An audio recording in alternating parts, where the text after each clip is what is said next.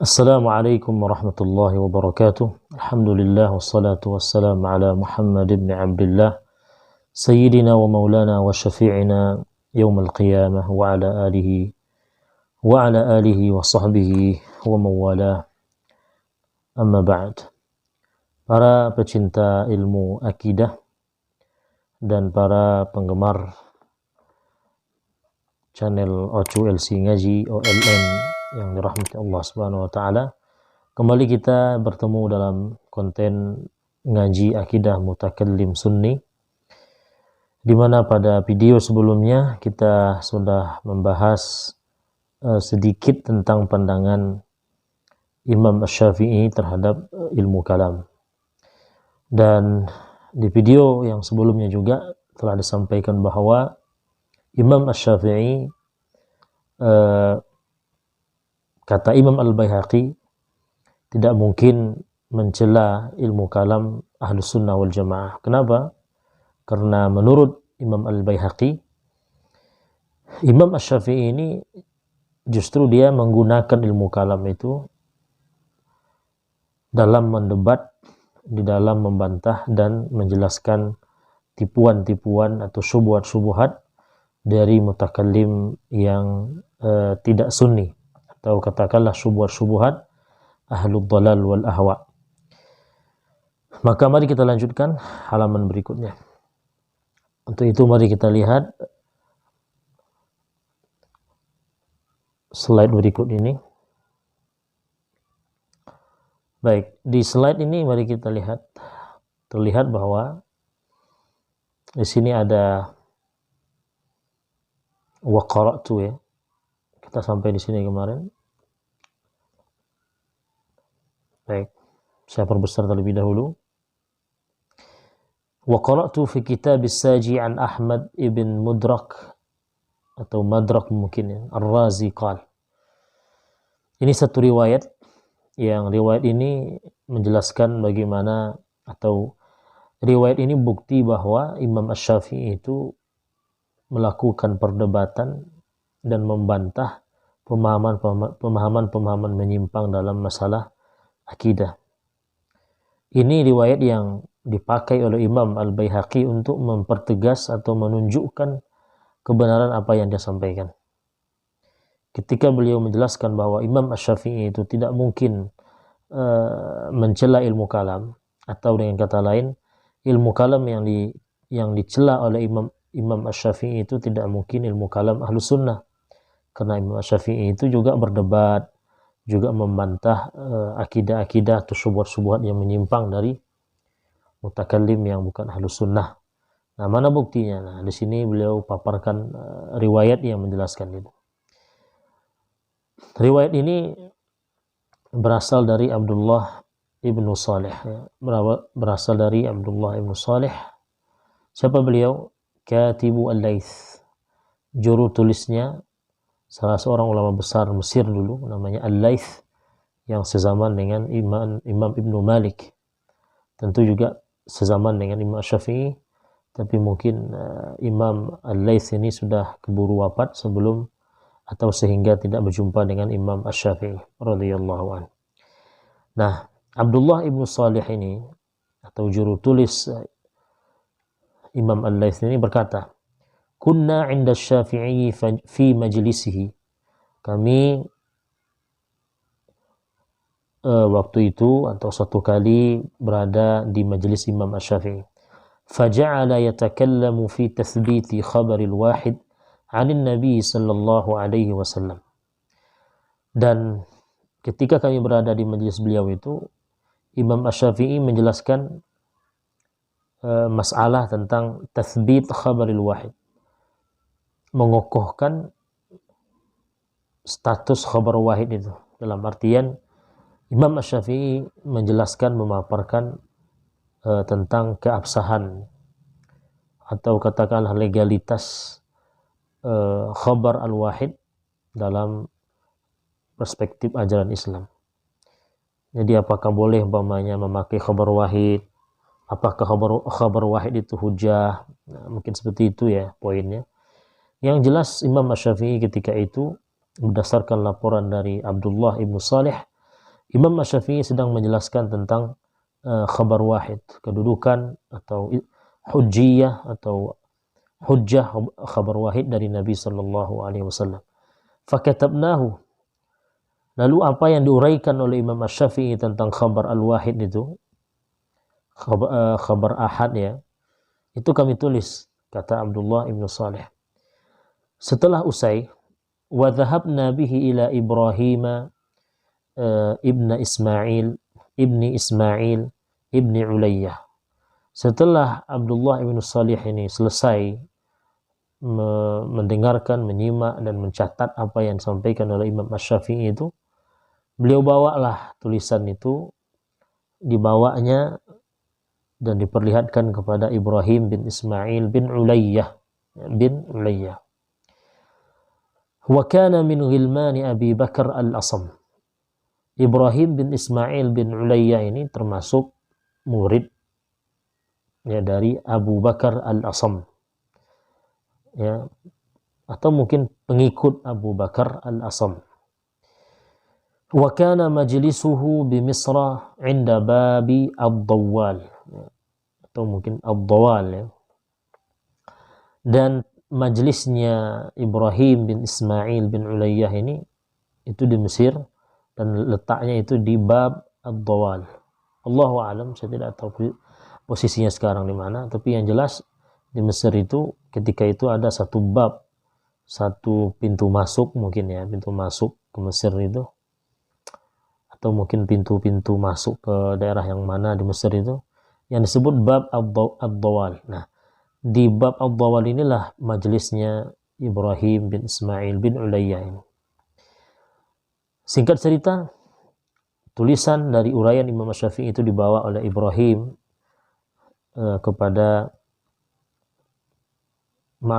tulisan yang isinya uraian Imam Asy-Syafi'i itu dibawa oleh Abdullah ibnu Salih, dibawa untuk diperlihatkan kepada Ibrahim bin Ismail bin Ulayyah. Falamma qara'nahu alaihi ja'ala yahtajju bi ibtalihi. Tulisan yang berisikan uraian Imam Asy-Syafi'i itu dibacakan oleh Abdullah ibnu Salih ini kepada Ibrahim bin Ismail bin Ulayyah, dibacakan dan itu dikritisi ya. Ja'ala yahtaju bi ibtali ini artinya Ibrahim bin Ismail bin Ulayyah ini kemudian mengkritisi apa yang dia dengar dari uraian-uraian Imam Asy-Syafi'i yang dicatat itu. Artinya dia bantah apa yang disampaikan atau apa yang diuraikan oleh Imam Asy-Syafi'i dalam tulisan itu. Fakatabna ma qala Ibnu Ulayyah. Lalu kata Abdullah ibnu Salih, kami catat juga bantahan dari Ibnu Ulayyah ini. Jadi apa yang disampaikan oleh Ibnu Ulayyah dalam membantah uraian Imam Syafi'i itu kami catat juga. Wa dhahabna bihi ila Syafi'i. Lalu dibawa juga. Jadi catatan kritikan Ibrahim bin Ismail ini dibawa balik atau dibawa juga menghadap untuk diperlihatkan kepada Imam Asy-Syafi'i, kata Abdullah ibn Salih. Lalu apa yang terjadi? Fanaqadahu Asy-Syafi'i. Lalu dibantah juga atau dibantah balik oleh Imam Asy-Syafi'i kritikan dari Ibrahim ibnu Ulayyah. Jadi kritikan Ibnu Ulayyah terhadap uraian Imam Asy-Syafi'i tentang khabar ahad itu dibantah balik oleh Imam Asy-Syafi'i. Wa takallama bi ibtali ma qalahu Ibnu Ulayyah. Imam Asy-Syafi'i dia bantah dan menguraikan menjelaskan kebatilan, atau katakanlah Imam Asy-Syafi'i membantah apa yang disampaikan oleh Ibnu Ulayyah ini. Ya, dia bantah, dia kritisi balik apa yang disampaikan oleh Ibnu Ulayyah. Wa qala, dan Imam Asy-Syafi'i berkata, Ibnu Ulayyah dhallun qad jalasa 'inda babid dawal yudillun nas. Ini komentar Imam Asy-Syafi'i. Ibnu Ulayyah itu orang yang sesat dan dia duduk di bab ad-dawal yudillun nas, menyesatkan manusia. Ini komentar Imam Asy-Syafi'i kepada atau komentar Imam Syafi'i untuk Ibnu Ulayyah. Jadi kata Imam Syafi'i, Ibnu Ulayyah ini sesat orangnya ini. Dia duduk di sebuah pintu namanya Ad-Dawal, dan dia sama artinya dia itu menyesatkan manusia, yudhillu an-nas. Nah, poinnya apa? Poinnya adalah fanaqadahu asy-Syafi'i wa takallama bi ibtal. Ini menunjukkan bahwa Imam Syafi'i itu ngerti dan melakukan munazarah tertulis. Artinya Imam Syafi'i dalam masalah akidah ini beliau mampu untuk berdebat dan menggunakan ilmu kalam sunni itu. Kalau beliau tidak punya kemampuan itu, tentu tidak bisa mengkritisi balik ya, atau mendebat balik kritikan dari Ibnu Ulayyah ini. Nah, ini pertama. Ya, yang pertama, riwayat pertama yang dipakai oleh Imam Al-Baihaqi untuk menunjukkan bahwa Imam Syafi'i itu mampu atau punya kemampuan dalam mengkasyaf, dalam menguraikan, membeberkan kesalahan-kesalahan ahlul dhalal, ya, orang-orang yang sesat dalam katakanlah dalam masalah akidah. Wa balaghani an Ya'qub ibn Sufyan annahu haka an Ibrahim ibn Ulayyah hadha annahu takallama fil Qur'an bima la astajizu hikayatah. Dari Ya'qub bin Sufyan menceritakan bahwa Ibrahim bin Ulayyah ini dia berbicara atau katakanlah punya pendapat tentang Quran, yang pendapat itu mala astajizu hikayatah, yang saya pandang, kata Ya'qub ibn Sufyan, itu saya pandang itu tidak layak untuk diceritakan pendapat Ibrahim bin Ulayyah tentang Al-Quran ini.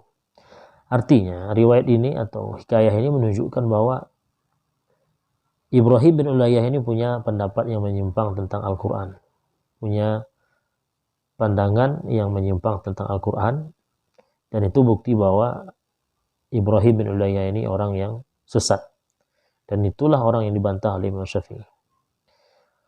Kemudian riwayat berikutnya ini berasal dari Ishaq, ya. Ishaq ini berkata, qala li abi, ayah saya berkata, atau ayah saya bercerita, kata Ishaq.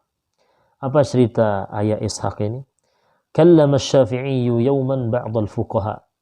Suatu hari Imam Syafi'i itu berdialog dengan seorang faqih, ya, atau katakanlah beberapa orang ahli fikih. Fadaqqaqa alaihi wa haqqaq wa talaba wa dayyaq. Ini teks yang saya pribadi agak berat untuk menerjemahkannya secara tepat, ya. Maka saya terjemahkan secara umum saja. Jadi Imam Syafi'i satu kali, kata ayah Ishaq ini, berdialog, berdiskusi dengan beberapa orang ahli fikih, dan ternyata Imam Syafi'i waktu itu dalam uraiannya itu mendalam sekali, detail dan mendalam sekali uraiannya itu. Sehingga apa? Fakultu lahu, sehingga ayah Ishaq ini berkata kepada Imam Syafi'i, ya Aba Abdillah, wahai Abu Abdillah, maksudnya Imam Syafi'i, hadza li ahlil kalami la li ahlil halali wal haram.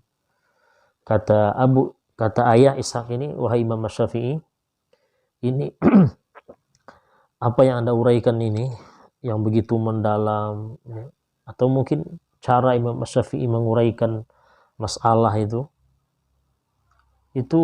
menurut atau dalam pandangan ayah Ishaq ini itu bukan lagi level ahli halal dan haram, maksudnya para ahli fikih, tapi penjelasan yang dakik, yang mendalam begitu, itu sudah kerjaannya ahlul kalam, ya.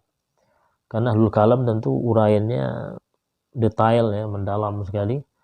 Jadi ayah Ishaq ini memandang itu sudah bukan ranahnya ahli fikih lagi, wahai Imam Syafi'i. itu sudah ranahnya ahli kalam itu atau mutakallim.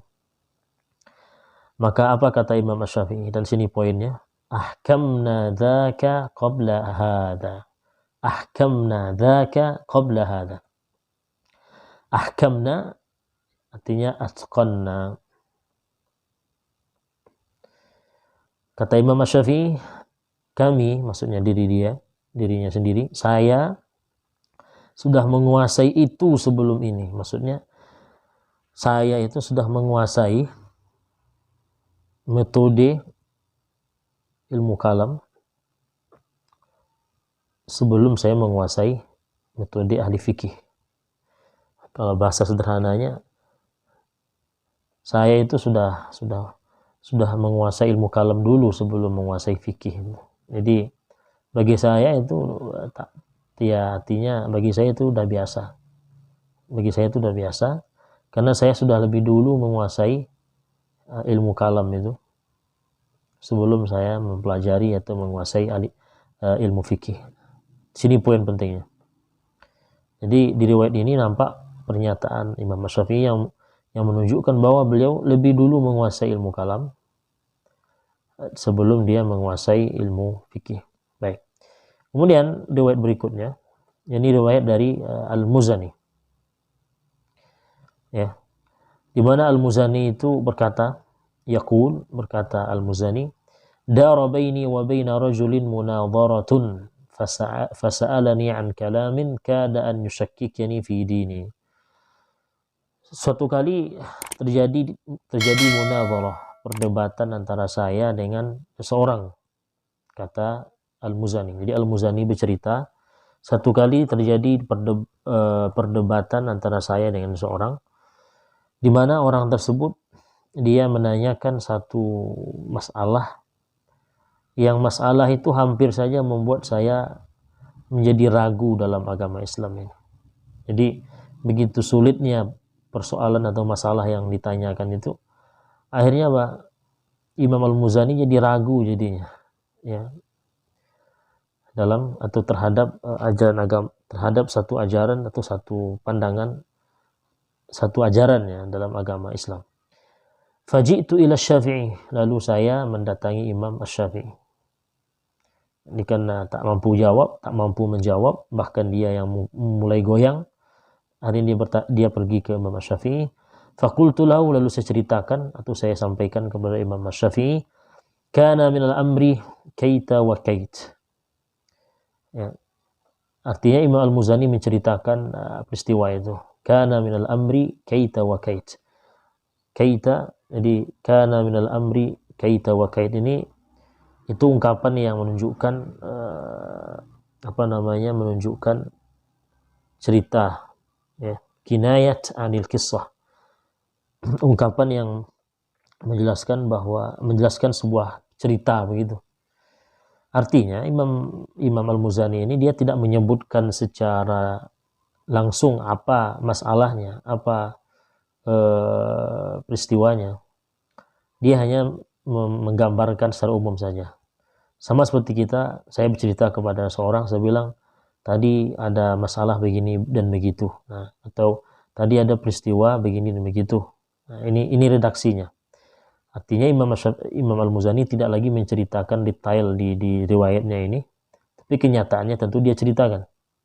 Artinya ketika dia bertemu dengan Imam Asy-Syafi'i, tentu dia ceritakan betul kronologisnya peristiwa itu. Tapi di riwayat ini, dalam redaksi beliau ini, beliau tidak sebutkan lagi, beliau tidak uraikan ya detail peristiwanya. Yang jelas Imam Asy-Syafi'i pada realnya, pada faktanya, tahu dengan detail cerita atau kronologis yang dialami oleh Imam Al-Muzani itu. Jadi kana minal amri kaita wa kait. Ada satu peristiwa, kata Al-Muzani, begini dan begini. Saya alami begini tadi wa Imam Syafi'i. Saya tadi begini dan begitu. Nah, begitu ceritanya. Faqala li, lalu Imam Syafi'i berkata kepada Al-Muzani, aina anta? Muzani, kamu tahu nggak? Atau kamu di mana? Kamu tuh di mana? Atau sekarang kamu di mana? Kamu tahu nggak di mana kamu sekarang? Faqultu ana fil masjid. Karena Imam Syafi'i bertanya kamu di mana? Tentu Imam Syafi'i bilang saya di masjid sekarang. Ya. Jadi artinya ini mereka bertemu di masjid, dan ketika Imam Syafi'i bertanya kepada Al-Muzani, engkau sekarang di mana? Ya, tentu Imam Al-Muzani bilang saya di masjid sekarang. Nah, pertanyaan Imam Syafi'i ini bukan lurus tabung saja. Dia artinya ada sisi lain yang dia maksud dari pertanyaan ini. Tapi Imam Al-Muzani itu menjawabnya secara zahir saja. Di mana kamu sekarang? Ya, saya di masjid. Kata Imam Al-Muzani, kata Imam Syafi'i, engkau itu wahai Al-Muzani, berada di sebuah tempat seperti taran yang ombak-ombak yang ada di taran itu taltimuka amwajuh, yang ombak yang ada di taran itu menampar atau menghantam dirimu. Jadi kata Imam Syafi'i, engkau itu tak ubahnya seperti di taran. Taran ini di catatan kaki disebutkan sebuah pulau ya, yang ada di Laut Kulzum.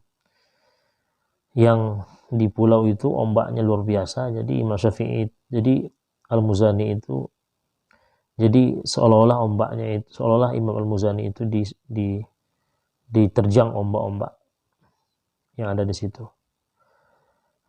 Jadi kata Imam Syafi'i, wahai Al-Muzani, engkau itu sekarang tak ubahnya seperti di kawasan atau di sebuah pulau namanya Taron, sedang diterjang ombak-ombaknya di sana. Hadhihi mas'alatul mulhidina, dan ini kelanjutan Imam Syafi'i, ungkapan Imam Syafi'i. Kata Imam Syafi'i, ini atau yang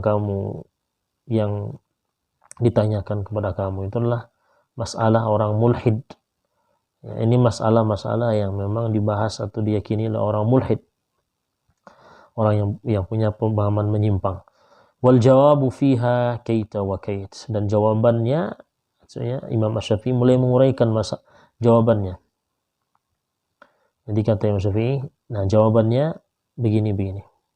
Artinya begini, Imam Syafi'i itu ingin menyadarkan Imam Al-Muzani bahwa ketika Anda berdebat dengan orang tadi itu, dan masalah yang dilemparkan ke Anda itu adalah masalah yang memang masalah yang diyakini dan dipahami orang-orang mulhid, maka Anda saat itu tak ubahnya berada dalam satu kawasan yang membahayakan diri Anda. Nah, jadi kata Al-Muzani, kamu sadar enggak apa yang kamu lakukan ini, itu tak ubahnya Anda sedang berada dalam satu tempat itu membahayakan diri Anda. Nah, setelah diingatkan begitu, Imam Syafi'i melanjutkan bahwa, oke, kata Imam Syafi'i, jawaban dari pertanyaan orang itu begini dan begitu. Ya, jadi sini poinnya. Imam Syafi'i bisa menjawab masalah mulhidin, masalah-masalah orang yang menyimpang akidahnya itu, di mana Imam Al-Muzani tak mampu menjawabnya. Imam Syafi'i mampu menjawabnya. Dan ini menunjukkan bahwa Imam Syafi'i lagi-lagi menguasai ilmu kalam Ahlus Sunnah wal Jamaah. Kalau dia tidak menguasai dengan baik, tentu dia tidak bisa menjawab pertanyaan para mulhid itu. Lalu Imam Syafi'i mengeluarkan pernyataannya, wala an yubtala al-'abdu bi kulli ma khalaqallahu min madari khairun lahu min an yubtala bil kalam. Seorang hamba itu lebih baik diberikan musibah, ya, diberikan musibah oleh Allah berupa apa? Semua mudarat yang Allah ciptakan, atau semua mara bahaya yang Allah ciptakan, itu lebih baik dia ditimpakan itu. Lebih baik seorang hamba itu ditimpakan Allah segala yang memberikan mudarat bagi dirinya, itu lebih baik daripada dia ditimpakan Allah, diberikan cobaan oleh Allah berupa ilmu kalam. Ilmu kalam yang mana? Nah, ini tentu ilmu kalam yang sesat tadi, atau ilmu kalam versi al-mulhidin, orang-orang yang mulhid. Baik, kemudian Imam Al-Baihaqi memberikan catatan di sini, qultu, kata beliau, taranu fi bahril Qulzum yuqal fiha ghariqa fir'aun wa qaumuhu. Taron itu, jadi di sini tadi disebutkan Taron ya. Nah, Taron itu kata Imam Al-Baihaqi itu berada di laut Al-Qulzum. Ada yang mengatakan di Taron inilah Fir'aun dengan pasukannya tenggelam. Fashabbaha asy-Syafi'i al-Muzani fima awrada alaihi ba'du ahli al-ilhadi wa lam yakun 'indahu jawabun biman rakiba al-bahra fil mawdi' alladhi aghraqa Allahu fihi Fir'aun wa qaumahu wa ashrafa 'ala al-halak. Jadi kata Imam Al-Baihaqi, Imam Asy-Syafi'i itu mengumpamakan keberadaan Al-Muzani yang kondisinya itu ditanya oleh orang-orang mulhid sebuah pertanyaan yang tidak bisa dijawab oleh Al-Muzani. Nah, kondisi Imam Al-Muzani yang seperti itu, kondisi di mana Al-Muzani ditanya oleh orang mulhid lalu Al-Muzani tak bisa menjawabnya. Nah, kondisi Al-Muzani seperti ini itu diserupakan oleh Imam Asy-Syafi'i, ditasbih oleh Imam Asy-Syafi'i dengan kondisi orang yang sedang rakibal bahar, mengarungi laut, dan dia berada di tempat di mana Allah menenggelamkan Fir'aun dan pasukannya dan mati di sana. Nah, jadi kondisi orang yang sedang melaut atau sedang mengarungi laut dan sampai pada tempat yang berbahaya itu, tempat di mana Allah menenggelamkan Fir'aun dan pasukannya, satu tempat yang berbahaya sekali. Ya. Nah, orang yang melaut di tempat itu sama kondisinya dengan kondisi Al-Muzani. Tempat-tempat ya, artinya keduanya tempat yang berbahaya gitu. Jadi Imam Al-Muzani berada pada satu tempat yang membahayakan dirinya, membahayakan agamanya, dan orang yang melaut di tempat Taron ini juga sedang berada di tempat yang membahayakan nyawanya. ثم علمه جواب ما أورد عليه حتى زالت عنه تلك الشبهة. Setelah Imam Asy-Syafi'i mentasbih atau mengumpamakan kondisi Al-Muzani itu dengan kondisi orang yang sedang melaut di daerah Taron itu, Imam Asy-Syafi'i tidak diam atau tidak mencukupkan sampai situ, tapi beliau apa? Allamahu. Imam Asy-Syafi'i mengajarkan kepada Al-Muzani jawaban dari syubhat yang dilontarkan atau yang diberikan oleh al-mulhid itu kepada Imam Asy-Syafi'i. Wa fi dzalika dalalatun, dan dalam hal itu ada dalil atau ada petunjuk yang menunjukkan apa? Husni ma'rifatihi bidzalik. Jadi peristiwa atau sikap Imam Asy-Syafi'i yang seperti ini itu menunjukkan, pertama, Imam Asy-Syafi'i itu punya ma'rifah, punya pengetahuan yang baik tentang masalah ilmu kalam, sehingga dia bisa menjawab syubhat dalam akidah yang tak bisa dijawab oleh Imam Al-Muzani. Itu yang pertama. Yang kedua, wa annahu yajibu al-kashfu an tamwihat ahli al-ilhadi 'inda al-hajati ilaih. Ini yang kedua. Artinya sikap Imam Syafi'i yang seperti tadi itu juga menunjukkan bahwa membeberkan tipu daya, membeberkan talbis atau katakanlah